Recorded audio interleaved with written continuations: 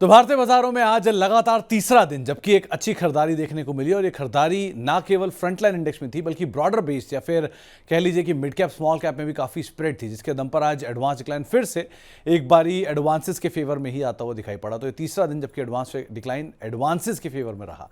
और आज की अगर तेजी की बात की है तो आज की तेजी में सबसे बड़ा स्टार परफॉर्मर था आईटी। करीब 2.5% या 3% के उछाल के साथ सेक्टर बंद होता हुआ दिखाई पड़ा। एडवांस डिक्लाइन में हर एक शेयर की गिरावट सामने दो शेयर जो कि तेजी में कामकाज करते हुए दिखाई पड़ रहे थे।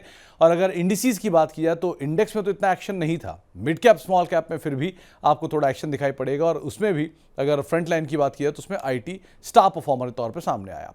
सेंसेक्स 1/4% ऊपर, निफ्टी 1/4% ऊपर, मिड कैप 0.5% ऊपर, स्मॉल कैप 0.5% से थोड़ा कम, आईटी 2.5% ऊपर, निफ्टी बैंक करीब 1/4% के आसपास गिरावट यहां पर देखने को मिली।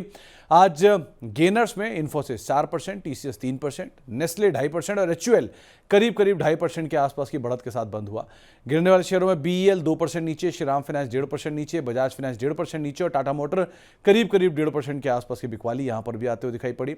मिड कैप साइड पे ओला इलेक्ट्रिक आज ऑलमोस्ट सर्किट के करीब बंद हुआ, सर्किट लगाया भी इंट्राडे में। कोलगेट 4% ऊपर, फिनिक्स 4% ऊपर और वारी एनर्जी करीब 3.5% के आसपास की तेजी के साथ बंद हुआ। गिरने वाले शेयरों में औरबिंदो फार्मा 4% नीचे, भारत फोर्ज 2.5% नीचे, मुथूट फाइनेंस 2.5% नीचे और टाटा कम्युनिकेशन करीब 1.5% के आसपास की बिकवाली यहां पर आते हुए दिखाई पड़ी। स्मॉल कैप में गॉडफ्रे फिलिप्स 13% ऊपर, नए ऑल टाइम हाइस पर। एजिस लॉजिस्टिक्स 6% ऊपर, स्वान एनर्जी 5% ऊपर, रिलायंस पावर अपर सर्किट लगातार दूसरा दिन यहां लगता हुआ दिखाई पड़ा। गिरने वाले शेयरों में आदित्य बिरला रियल एस्टेट 2.5% नीचे, आरके फोर्जिंग 2% नीचे, 5 स्टार फाइनेंस 1.5% नीचे और मन्नापुरम करीब 1.5% के आसपास की बिकवाली यहां पर आते हुए दिखाई पड़ी। एफ&ओ गेनर में इंडियन होटल 4% ऊपर, कोलगेट 4% ऊपर, ब्रिटानिया 4% ऊपर और इन्फोसिस करीब 4% के आसपास की बढ़त यहां देखने को मिली। गिरने वाले शेयरों में औरबिंदो फार्मा 4% नीचे, भारत फोर्ज 2.5% नीचे, मुथूट फाइनेंस 2.5% नीचे और बीईएल करीब 2.5% के आसपास की बिकवाली यहां पर भी आते हुए दिखाई पड़ी। खबरों वाले शेयरों में ओला इलेक्ट्रिक 19% ऊपर, कई बड़े फंड्स की निवेश की खबरें और उसका इंपैक्ट।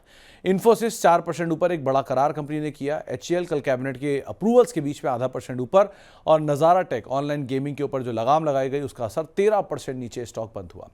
साल के नए हाई पर गॉडफ्रे फिलिप्स 13% ऊपर, मेरिको 3.5% ऊपर, जेके सीमेंट 2% ऊपर, 197 कम्युनिकेशन 2% ऊपर, यही बंद होता हुआ दिखाई पड़ा। इटर्नल करीब 1.5% ऊपर, फोर्टिस हेल्थकेयर 1.5% ऊपर, सरदा एनर्जी 1.5% ऊपर, जेएसडब्ल्यू स्टील करीब 1% ऊपर, अपोलो हॉस्पिटल रफली 1% ऊपर, अल्ट्राटेक करीब flat to positive, Sai Life करीब flat to positive, TVS motor करीब फ्लैट टू नेगेटिव साइड पे बंद होता हुआ दिखाई पड़ा। ये सब वो नाम जो कि साल के नए ऊपरी स्तर आज के दिन बनाते हुए दिखाई पड़े।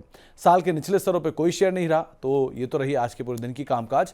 अब कल की स्ट्रेटजी, कल के लिए आप 25,300 के टारगेट के लिए खरीदारी करेंगे, करीब 24,950 एक स्टॉप लॉस मेंटेन करेंगे। निफ्टी बैंक भी खरीदारी करके चलने की राय है, करीब 56,000 के टारगेट के लिए खरीदारी करेंगे, 55,550 का एक स्टॉप लॉस मेंटेन करके चलने की राय आपको दी जा रही है।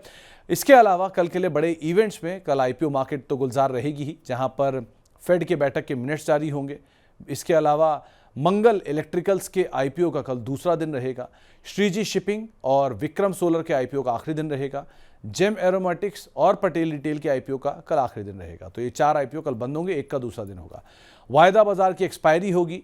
इंडिया के मैन्युफैक्चरिंग सर्विसेज कंपोजिट पीएमआई के आंकड़े आएंगे। वेदांता के दूसरे इंटरिम डिविडेंड के ऊपर बैठक होगी और जैक्सन होल शिखर में सम्मेलन है जिसमें पॉवेल साहब की लास्ट स्पीच होगी। तो ये 3 दिन की जो सिंपोजियम है वो शुरू होता हुआ दिखाई पड़ेगा। तो ऐसे कई सारे इवेंट्स हैं जिन पे आप नजर रखिएगा, प्लस स्टॉक स्पेसिफिक अप्रोच रहेगी और बहुत हद तक मार्केट स्टॉक स्पेसिफिक ही रिएक्शन करेगी। तो उसके हिसाब से भी रणनीति बनाइएगा।